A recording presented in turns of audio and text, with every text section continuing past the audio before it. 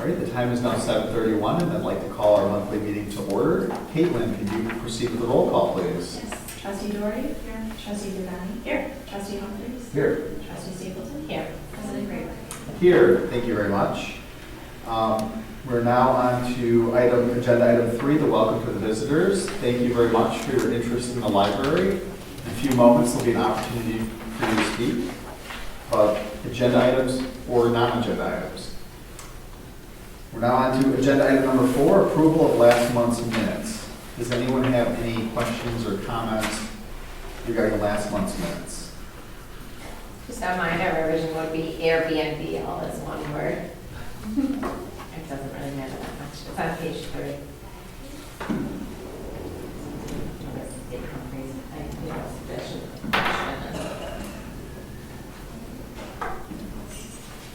Under 8A.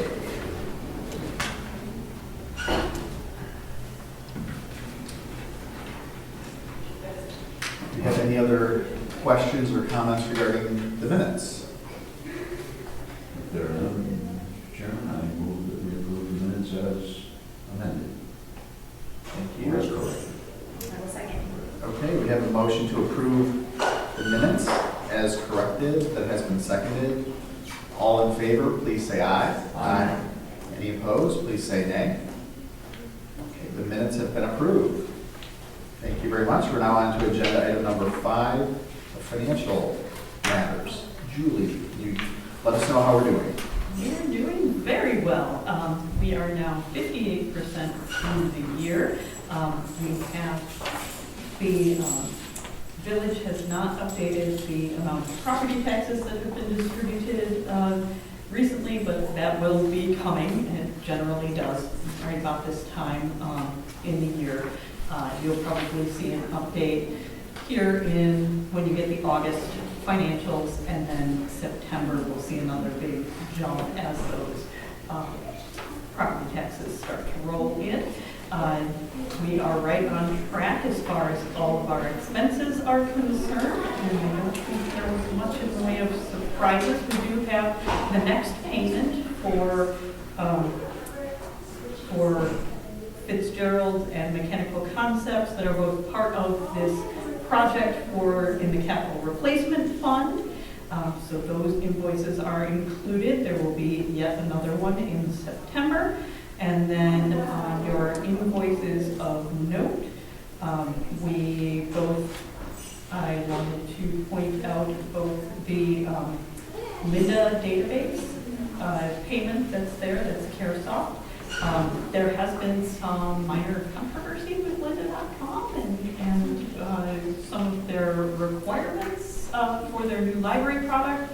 However, they have said that they will be addressing those, and the privacy issues for the way that you log in, that change has not actually taken place. So we have decided to go ahead and do our renewal at this time, and then take kind of the wait and see approach as to what they finally wind up rolling out as far as privacy and their requirements for login.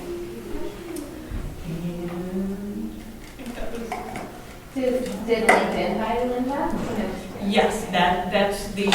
LinkedIn bought Linda, and they are, scuttlebutt is that they are going to require a LinkedIn login or a Linda login, and that the account will automatically be public profile, and what they are requiring you to put in. So that's where the controversy is, and a lot of librarians have weighed in and asked them not to implement it that way. So we are, again, taking the wait and see approach, and it's something that hasn't actually happened yet. And you use it for education, learning? Yes, that is one of our online learning databases, and that is available to all of our cardholders. I only had one question on the data processing services. I noticed that we are further along with that, but I'm just wondering, is that something that's kind of front-loaded? Oh, that one comes in big chunks. So parts of it are annual and parts of it are quarterly, so it depends on where we are in the year. Yes. Okay. Yeah. Okay, thank you. But it is on track for all the things that are budgeted to that line. Okay. question. We were budgeted for like 37,000 for state grants, but we have zero. Is that still? Yes, and we actually are in possession of a letter that says that we should be receiving about 60,000 in that state grant because they did fully fund the public library per capita grants. And they sent out the award letters, and the state has yet to send the check. Could be like a year in the rear. Yeah, and we have had years in the past where the check does not come until after the fiscal year has ended. Yeah. Haven't we, it seems like they've been somewhat on track over the past couple of years. Yeah, it's kind of surprising that they have not sent those yet. One year the check came so late that we had to spend it within 3 months or something, because money that comes from that state grant has to be spent in a certain time frame, and it came so late. Yeah, and they wound up actually adjusting the way that they do that so that they now have a longer time frame because they've gotten so far behind in those payments, unfortunately. All the rules change. And then I just have one question for Jen. What do you use constant contact for? We use it for our emails. Oh, okay. So when you get the news blurb in your email, that's what we use it for.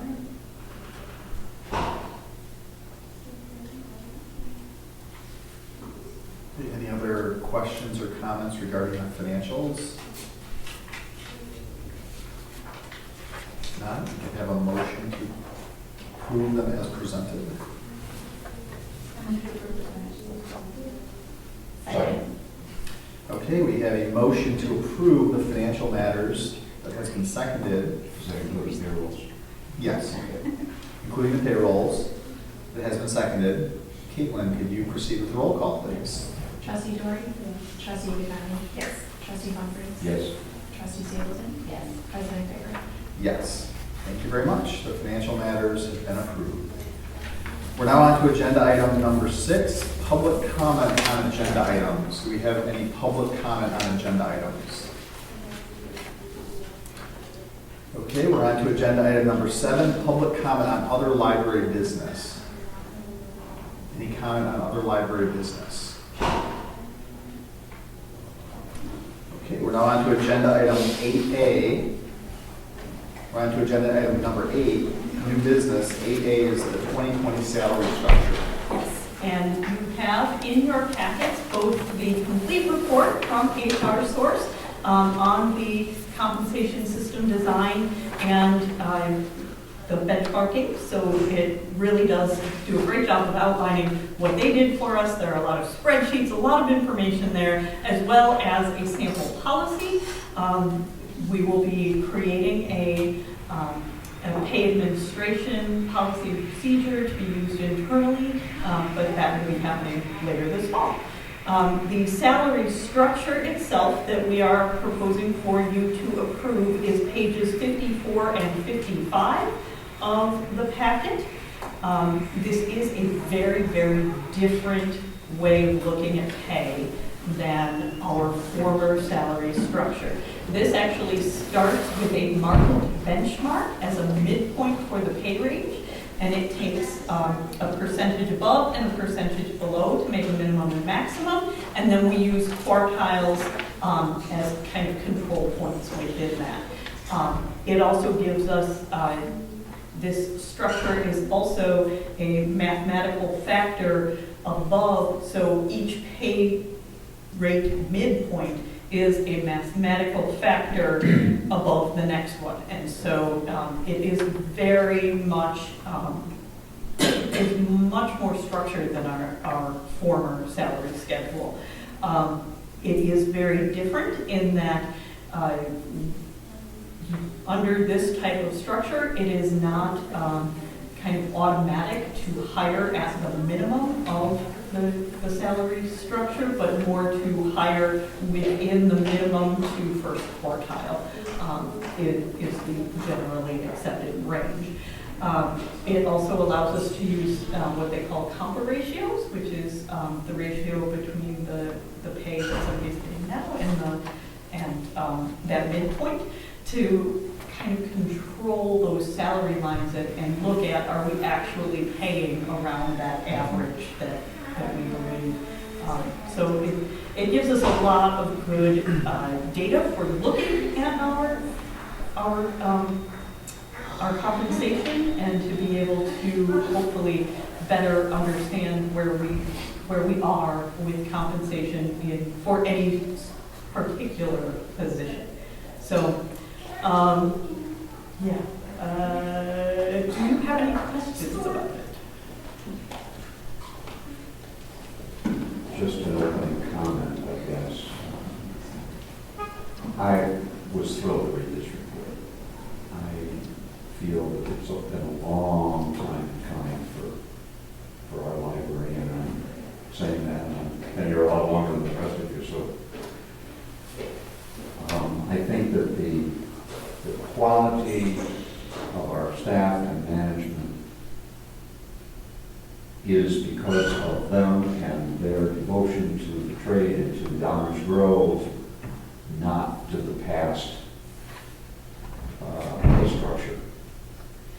This is the most thorough and understandable to me, at least. I'm not a payroll analyst or a personnel human resource person, but I can understand this, and it makes good sense to me, both for maintaining a qualified staff competitively in the marketplace and rewarding them based on, at least partially based on merit, not just cost of living.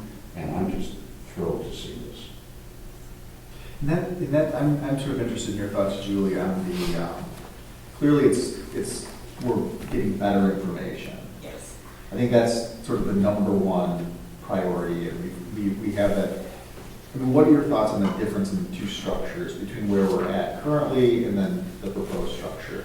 I think the proposed structure is a lot easier to maintain with the way that the benchmarks are. Basically what HR Source now does is for all of their members, every year they will give you what their benchmark increase for the year is. So in the beginning of 2020, they will tell us, okay, for the next year, we believe that the benchmark, or they do all of their calculations, et cetera, and they'll tell you the benchmark for libraries this year is 1.7%. And you just go in and you apply that to your midpoints, you take it out mathematically, and you have your new salary structure for next year. That also moves your maximums and minimums appropriately with those midpoints. So that will allow us to keep up and not have our structure get out of date the way this had. They do recommend to do a full re-benchmarking about every 4 years. And then as we're implementing the new, as the minimum wage increase goes up, what they have you do is first you gray out the ones that are under minimum wage. So when minimum wage goes above $9.25, then you gray out that $9.25, and it just makes that range smaller for your lowest one. And then when it gets higher than that, you do the same thing, and eventually you just move all those folks up a pay range. Now, we are lucky, we do have an empty pay grade, one step above. So if you look on page 55, I believe it is, you can see that they're within that mathematical progression. We actually have pay grades where we don't have any positions right now. And we may eventually create positions that fill in there, or in the case of the minimum wage, we can roll that up. So we can roll up into that empty pay grade and to help us keep up with minimum wage. Right, and I think, just to follow up, I think on Dave's comment, my sort of process in looking at this, I think the first thing for me was looking at sort of the bottom line. Yeah. And saying that, what's the cost essentially to the library, which, so then you take a step back from that, and then read the information more carefully. And I agree with Dave, it was a very well-done report. I actually took a third step and actually did a little bit of spot checking. I felt like the numbers were really on point with the public information that I had access to. And so, yeah, I think that it was well done.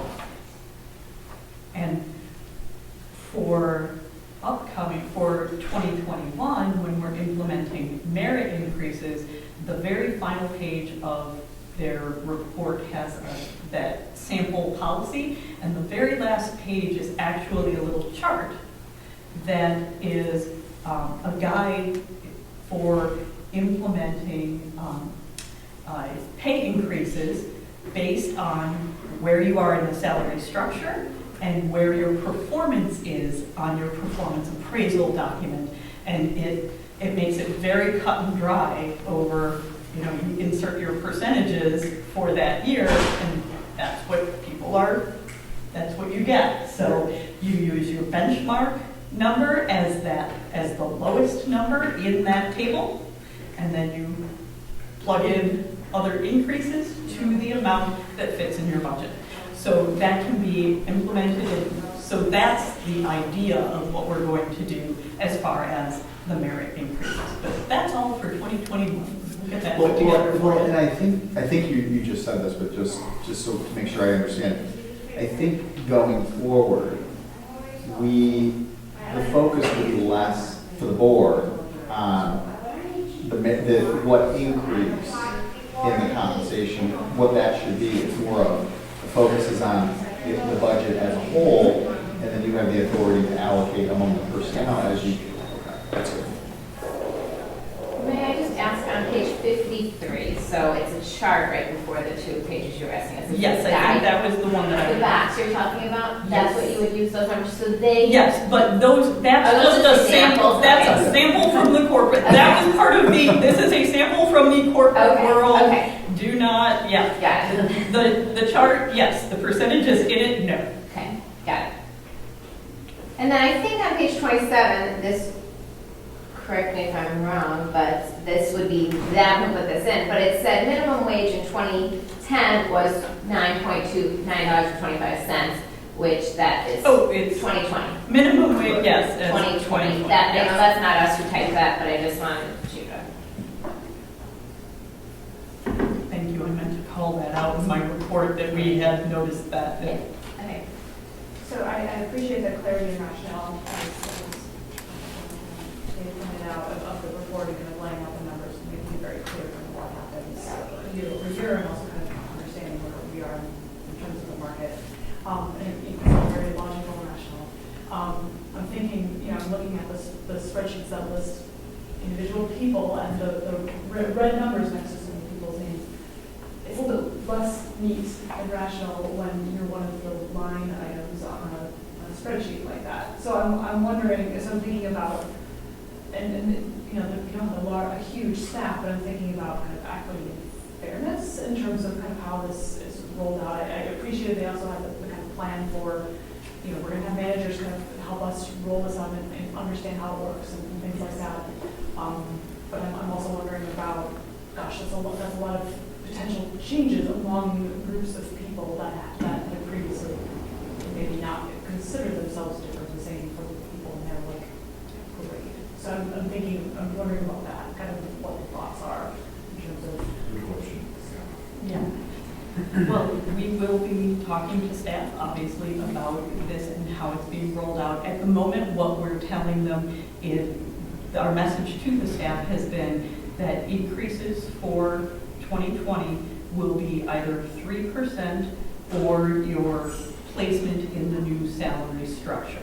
Placement in the new salary structure is, the way we've budgeted for it, has been done simply on seniority. So it's years of service in current position. And so, and it's that or 3%, whichever is greater, for each individual person. So that's the way we have tried to make sure that we've got some equity in here. We have not had a merit component for years, ever. So So that's where we've been traditionally as a library. So moving forward, once we get this implemented, that's why I'm so excited about being able to implement a merit system that makes sense, that we've been able to talk to the staff about well in advance before they start receiving those actual increases based on the merit plan. So there have been pay increases based on merit, but there's always been performance reviews based on. Yes. I mean, like, so Yes. that's a process that will stay the same in terms of kind of what criteria and that is going to be the same, just will now be tied to salary increases. Yes. We have had plans on paper offered and discussed by boards in the past, and discussed, recommended by management and so forth, but they never really were fully implemented adequately because we ran into inflationary pressures, we ran into recessions, we ran into strategic plans. There was always something that kind of deferred the full implementation. I think my comment about merit was a sarcastic comment, I should withdraw it actually, but was not intended to be a criticism of either boards or staff. Just circumstances got in the way of implementing merit plans in the past. And I think this is a plan that can be implemented.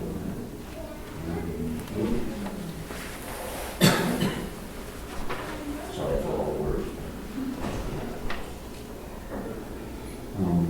So and just to clarify too, because I was, you mentioned this earlier, what we would be approving essentially is these two, is pages those- 54 and 55, not, Yes. I think maybe we're Yes. accepting the report and approving Yes. the new structure. Yeah, the report is just there for your information, and that is what the new salary structure is based on. Implementation staff.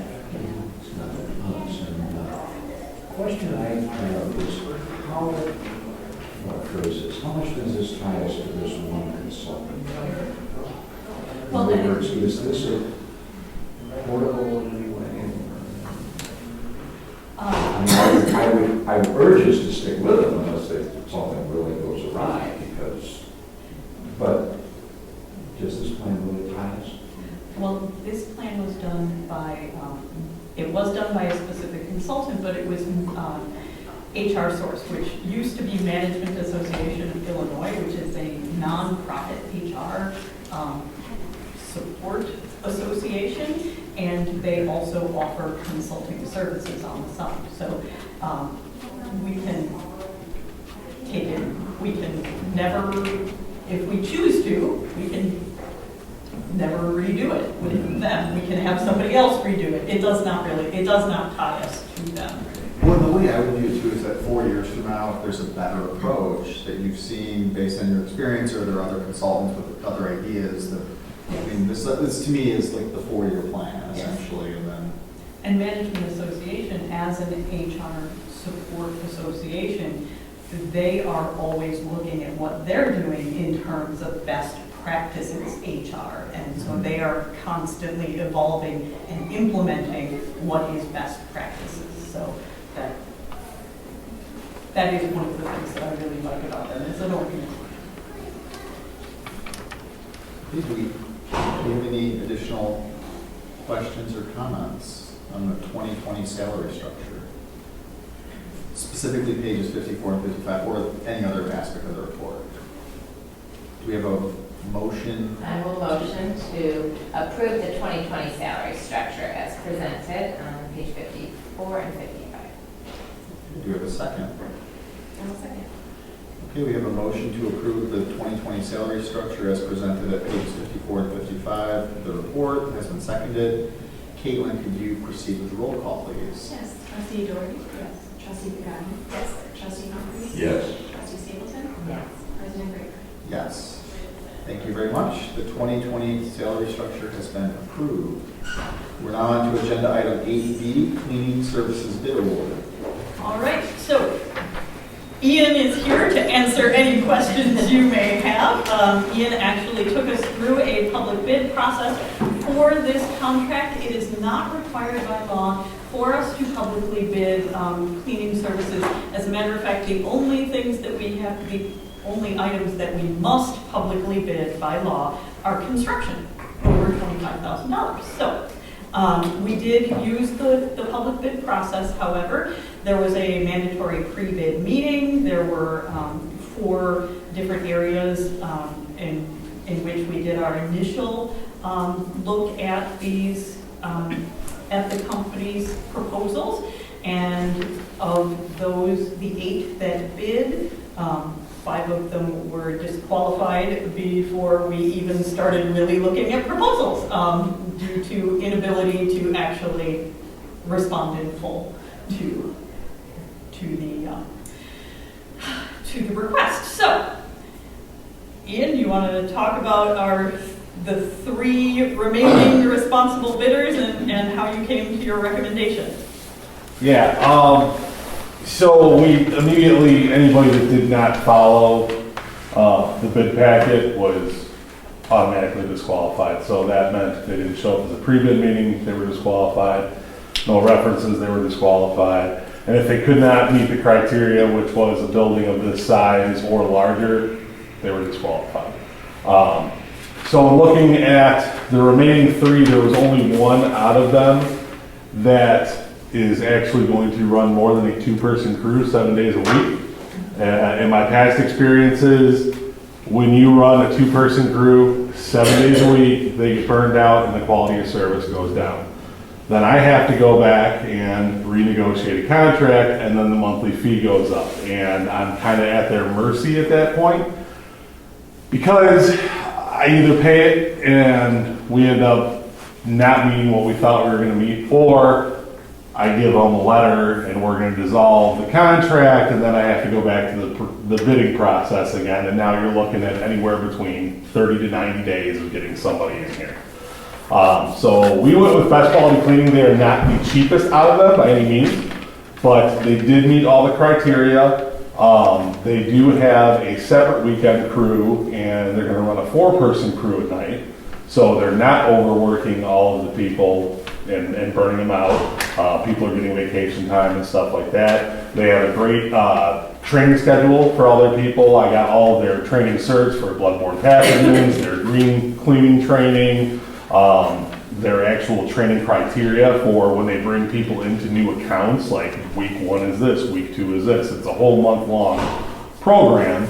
And then they also have multiple libraries that they're doing right now. So they have library experience. They understand the environment. They understand how busy it gets and how much attention to detail there is in it. We will be saving a little bit over where we are now with Service Master. It's not as much as I hoped, and my whole thought process with going into a public bid was to open that pool up to a broader range of people and get more response, which was actually really good. We ended up getting 8 people that put in bid packets. So that was a huge response. Service Master did not choose to bid on our contract this time. So we will be going with somebody new.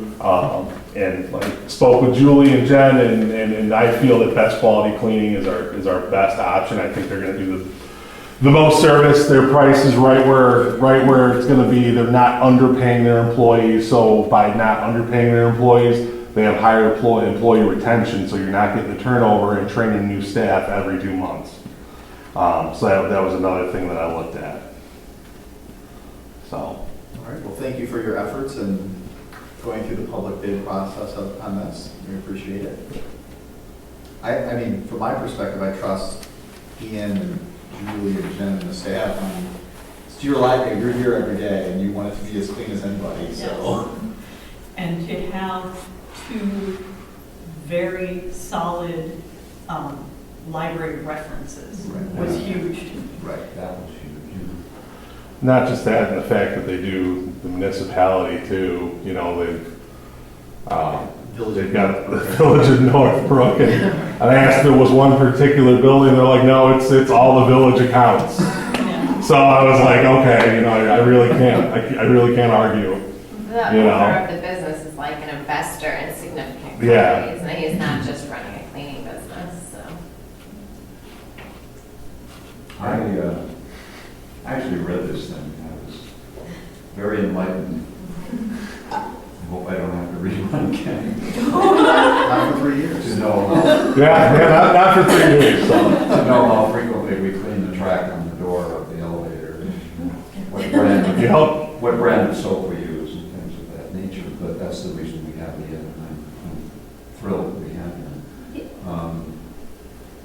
I'm a little bit disappointed that Service Master didn't bid again. There must be something going on there, or maybe their prices are higher than That, they thought. so it's funny, they franchise off. Yeah. And the original contract holder for this franchise, who was Nathan O'Brien, actually sold his franchise at year 2 of that 5-year contract.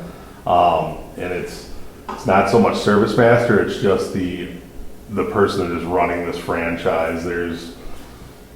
We don't have very good there's not a lot of communication there. There's a high turnover rate. So yeah, it's just better that we go with somebody new and we start fresh.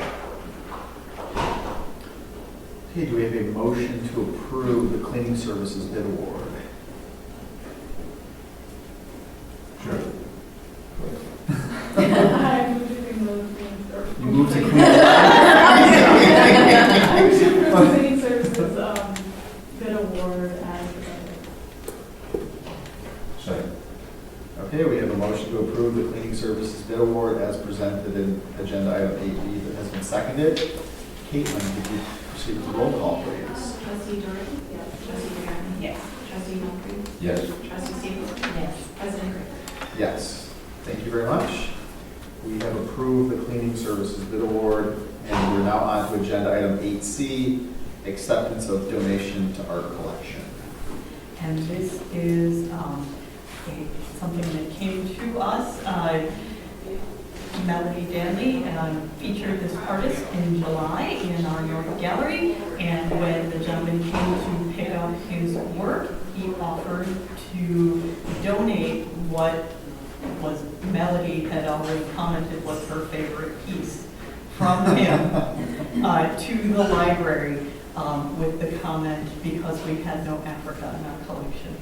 And we are very, very pleased to bring this forward and to recommend to accept couples to move money.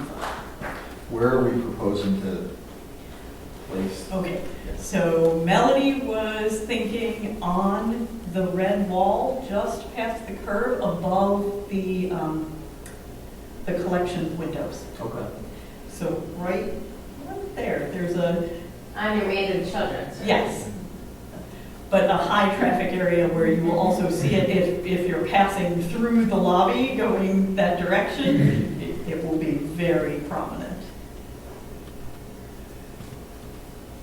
Just a couple comments. The reason this sort of thing comes to the board is a number of years ago, the board put in place, let's say that the library had been gifted something a number of years ago, which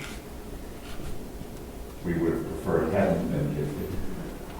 And it was a rather awkward thing for the board to actually ungift it, because we had no place for it and nobody wanted it.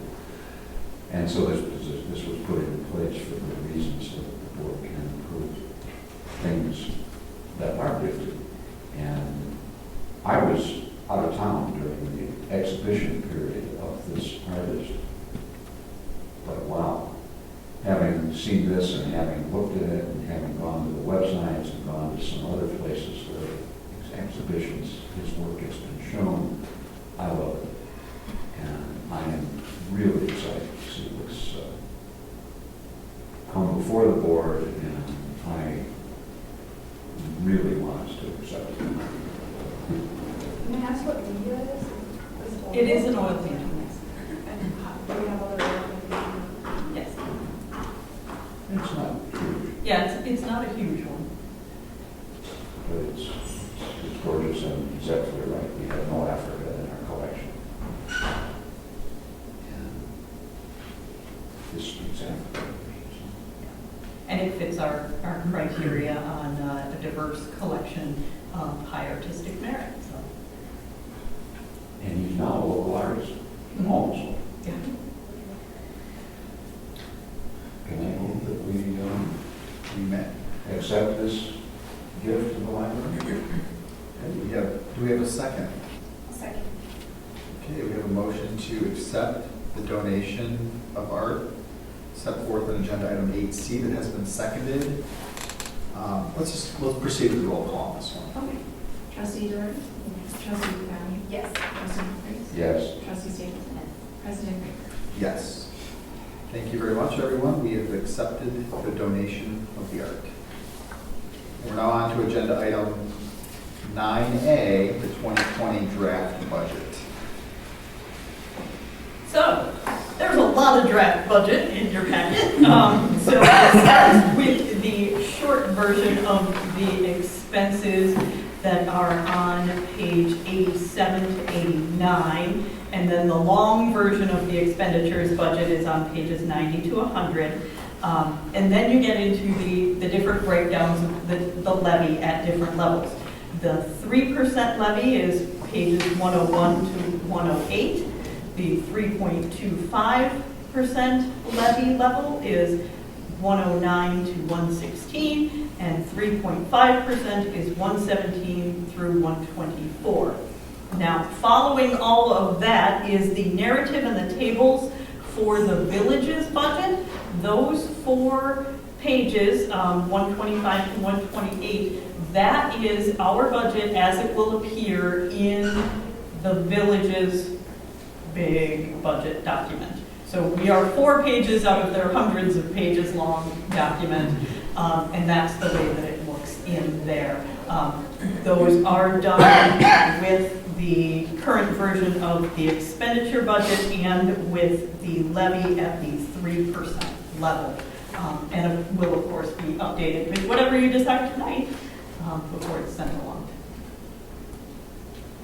Thank you, everyone. Thank you for putting all the hard work into putting the budget together. I know we discussed this last month, and I think that this, for me at least, gets a little bit easier every year that we work together, and it, so I think we're in a very good place. Does anybody have any, and I have some thoughts, but. Well, I have Yeah. a general question, when we see something for the third time. Sure. And that is what has Yes. changed. And I think very little. Very little has changed. The salaries lines were updated with Caitlin's help. We got that all, we received the compensation and salary structure right before I went on vacation. So I went through, plugged all those numbers in using a set of rules on hire date and longevity to get people slotted in, ran the numbers again. That was what you saw right at the very end of July. And then Caitlin went back while I was gone and reviewed my work to be sure that I was consistent, that I'd gotten everybody's numbers right, etc. And thankfully she found the couple of mistakes that I made in there, she made them right. And that is the only bits that changed, was updating those. And I don't remember the exact numbers, but I did notice that the only change I saw was the change to the amount of personnel costs, essentially. The detail, department details, and the Yeah. non-personnel expenses. All stay the They same. were all the same.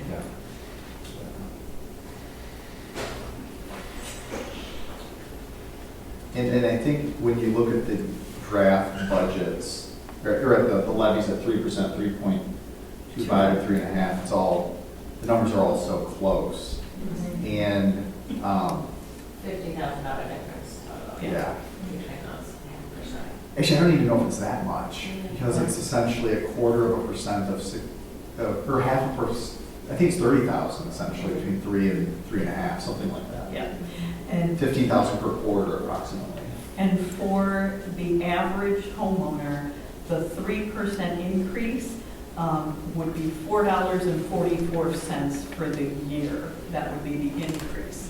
And at the 3.25, it would be $5 And at 3.5%, it would be $5.56. So that's for your average homeowner in the village. So they're very close together.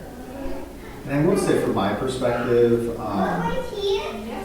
the idea of maintaining it at 3%, you know, we were at 3% last year, maintaining it at the same percentage, I do sort of gravitate towards that a bit.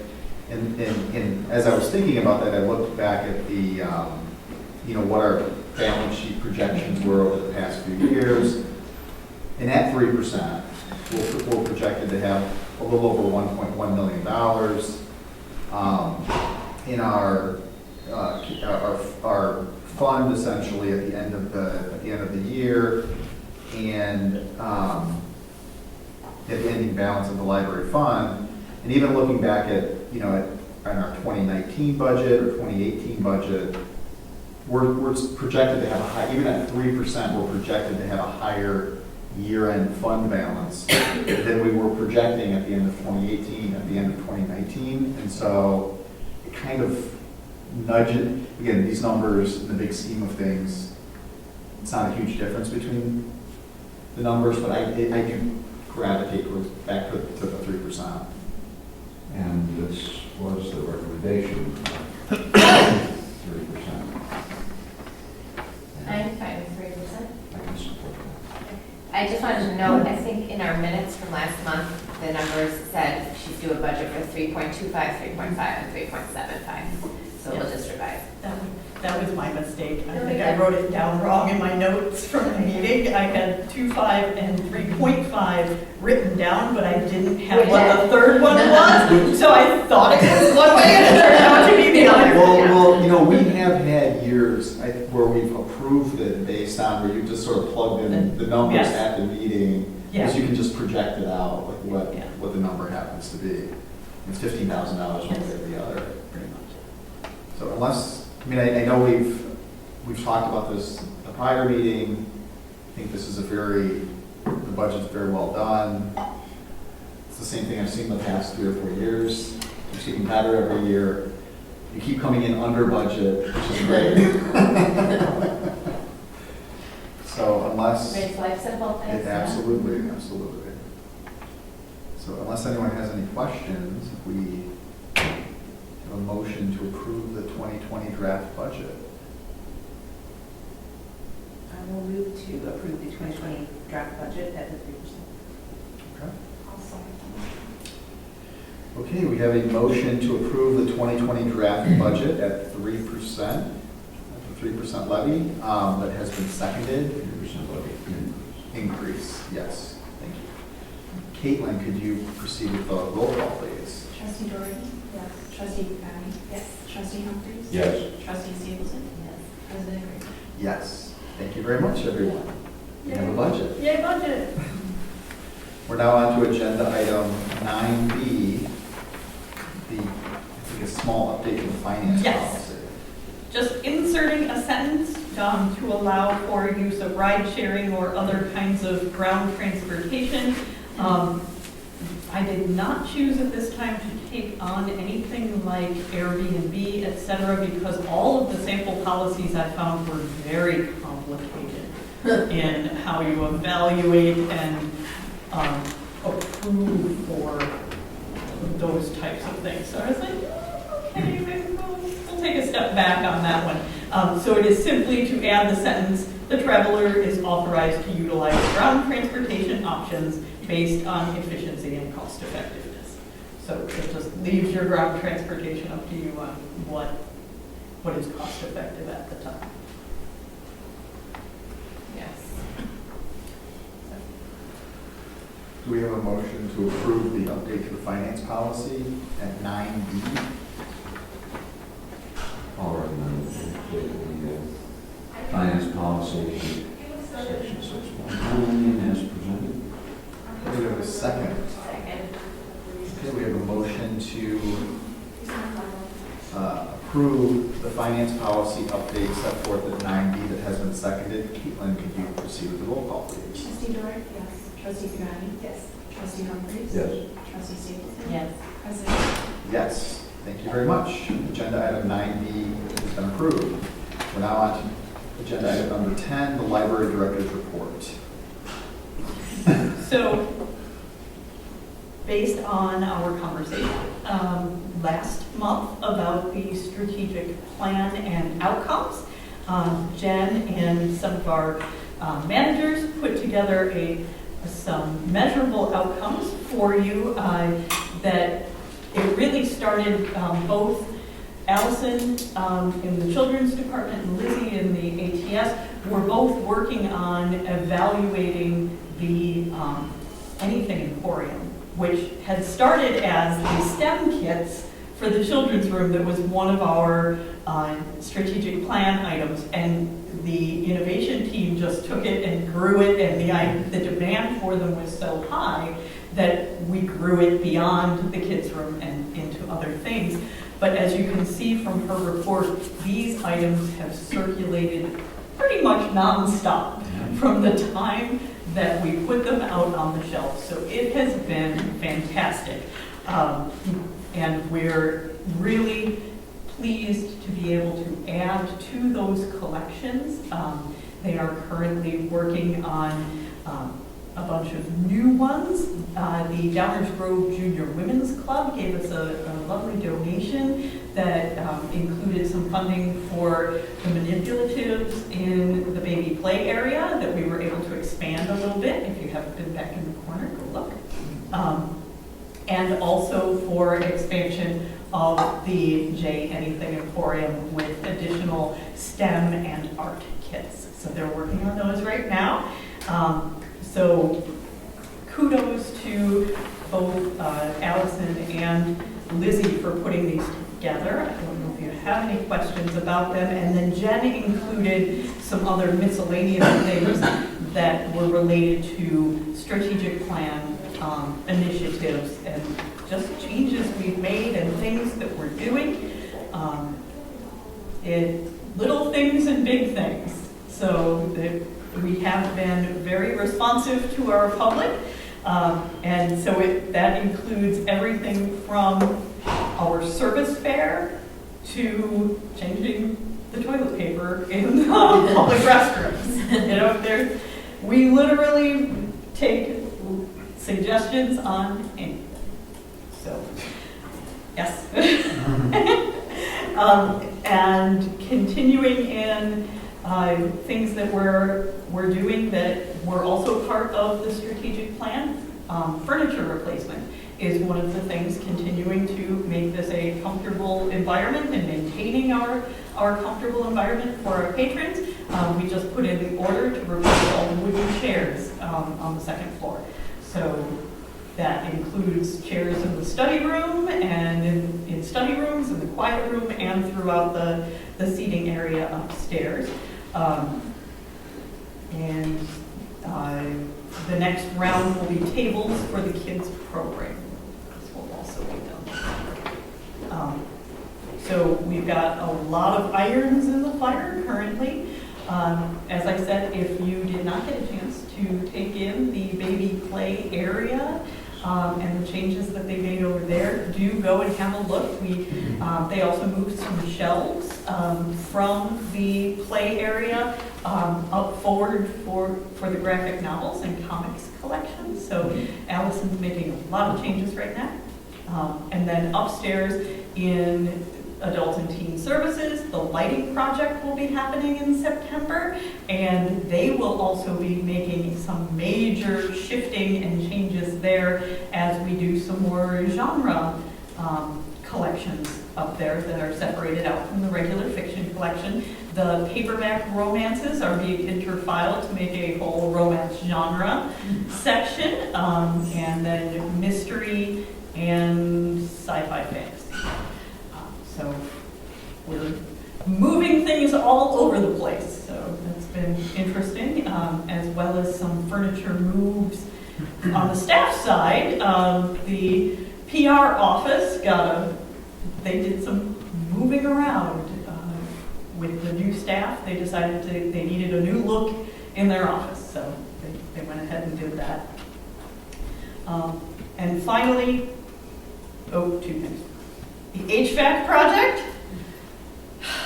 Okay, everybody, fingers crossed, pray hard. Tuesday, September 3rd is the rooftop unit replacement. Can we get the what's the weather forecast? So Sunny, It was good. sunny? sunny and like 78. Yeah. Okay. The crane. The crane can't leave the yard until daylight because it's so big it can't drive in the dark. Yeah. So it probably won't get here until about 7 or 8 o'clock.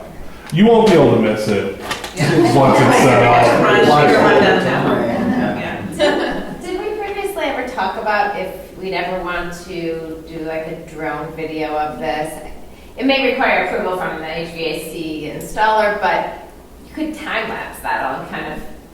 I have other ideas about videoing or doing Skype of like when you change lights out, or, you know, like before the after, or a cleaning service. I think it'd be kind of cool to show all the workings of how you keep the library up and running. Just an idea.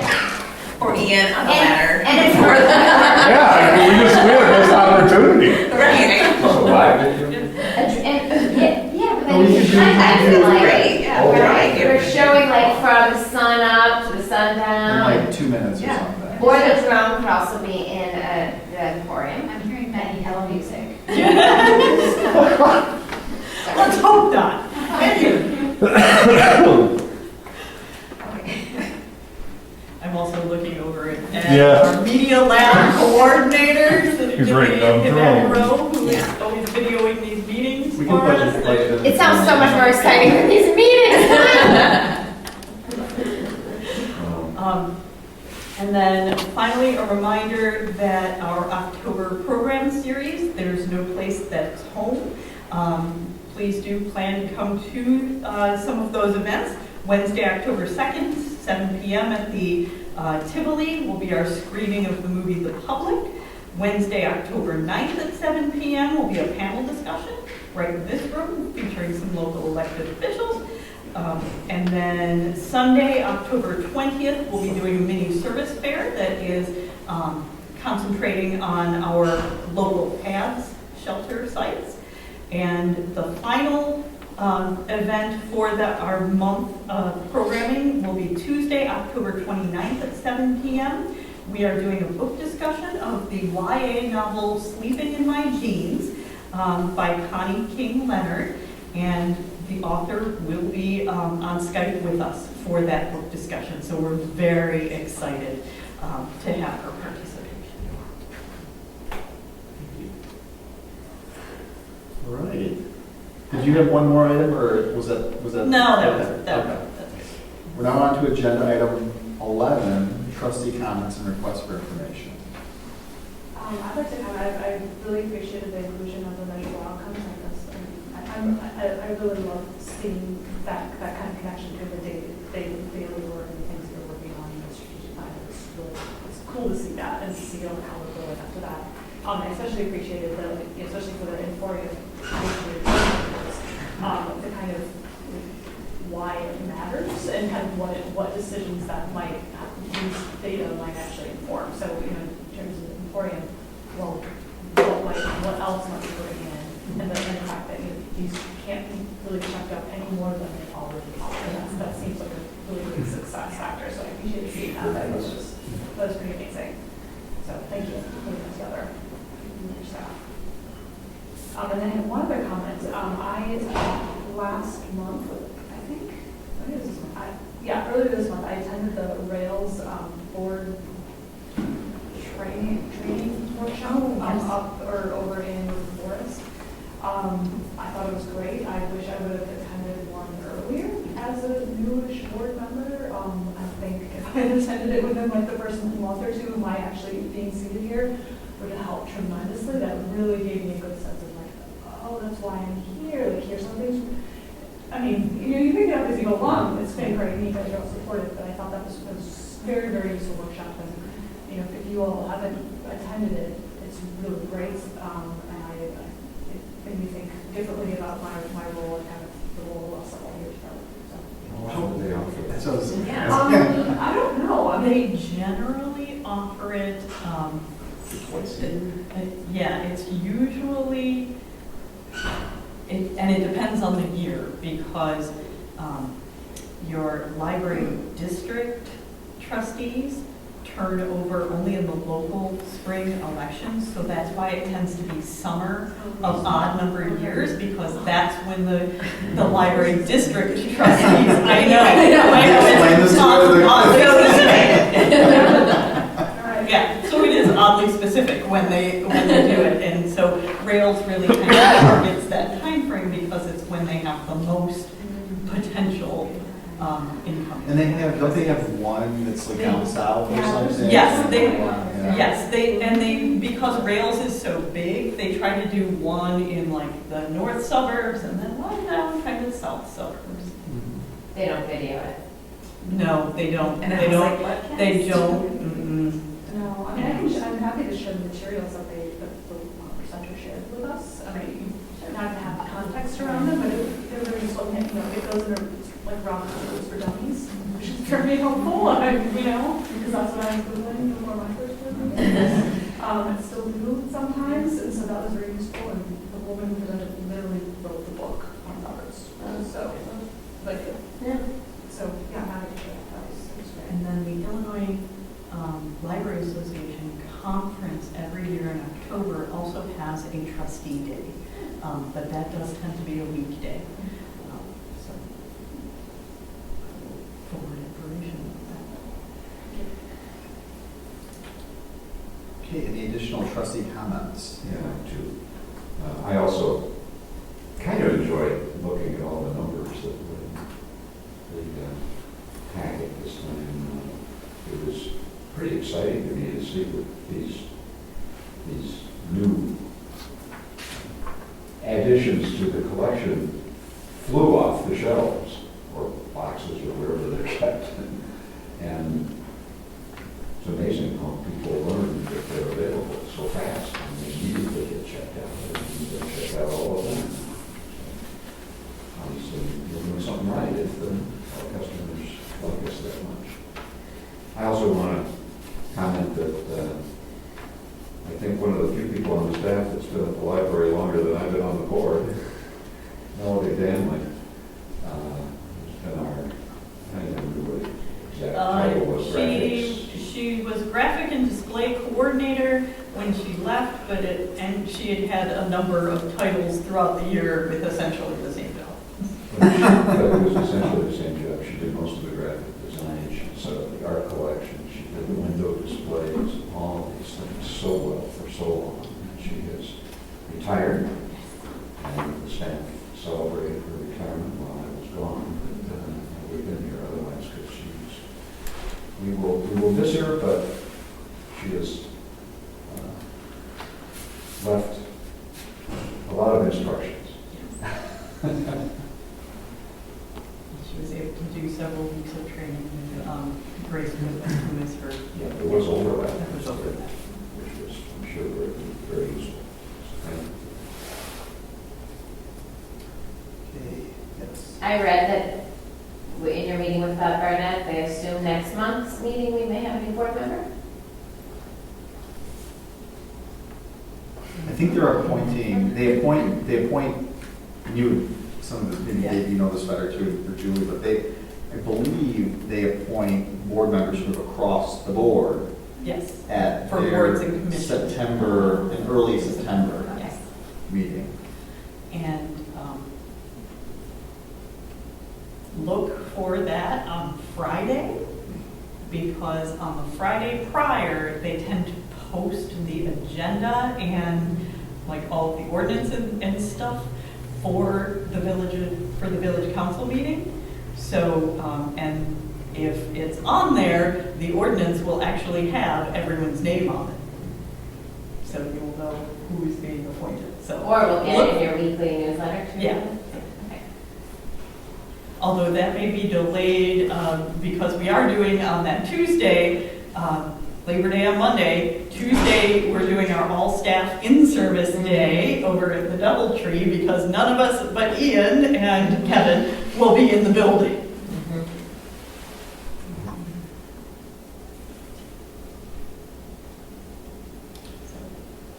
Another question, have you guys ever thought of, this was in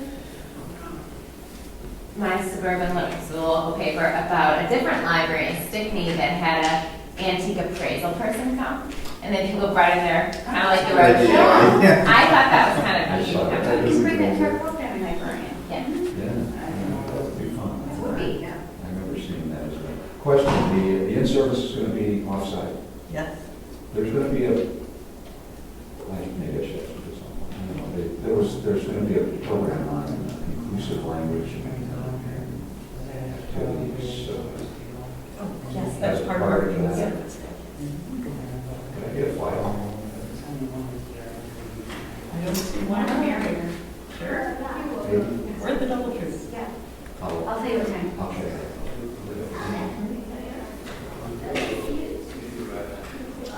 Okay, if we're finished with trustee we're on to agenda item number 12, so this meeting is adjourned. Thank you very much, everyone.